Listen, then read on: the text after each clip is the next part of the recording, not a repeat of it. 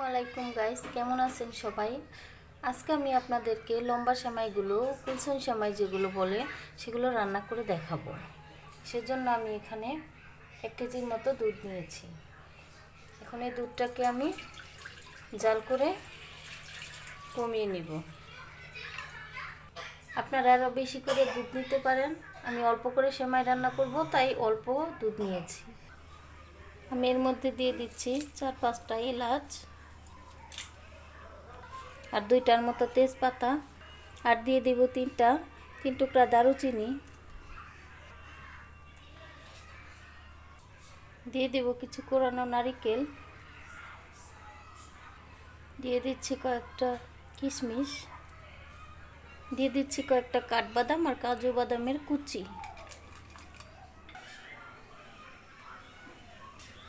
স্বাদের জন্য দিয়ে দিব সামান্য লবণ।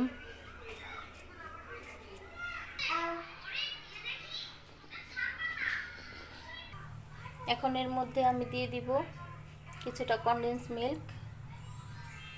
আপনারা যদি কনডেন্স মিল্ক না দিতে চান তাহলে এখন এই মুহূর্তে দিয়ে দিবেন চিনি।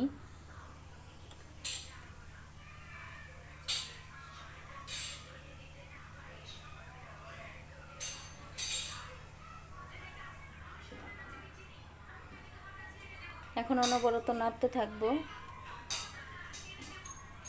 এখন অপর একটা চুলায় আমি ফ্রাই প্যানে এই সেমাইটা ভেজে নিব। একটা প্যানে তেল গরম করে নিয়েছি। এখন এর মধ্যে দিয়ে দিব সামান্য ঘি। এখন আমি এর মধ্যে কুলসন সেমাইটা ছেড়ে দিব।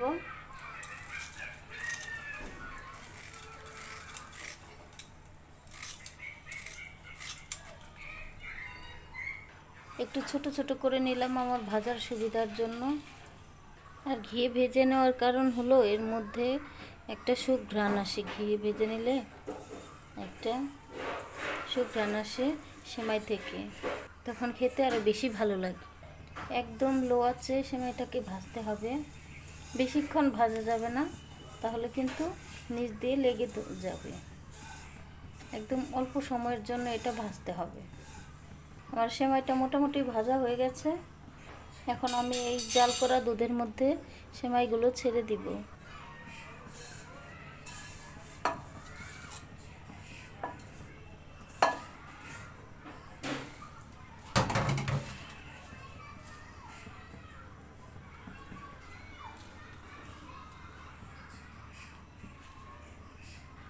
কিছুক্ষণ জাল করার পর এখন আমি চুলার জালটা অফ করে দিলাম। এখন হচ্ছে সেমাইটাকে সুন্দর করে সার্ভ করার পালা। টেনটেনান, তৈরি আমার কুলসন লাচ্ছা সেমাই, সরি বড় সেমাই, লম্বা সেমাই।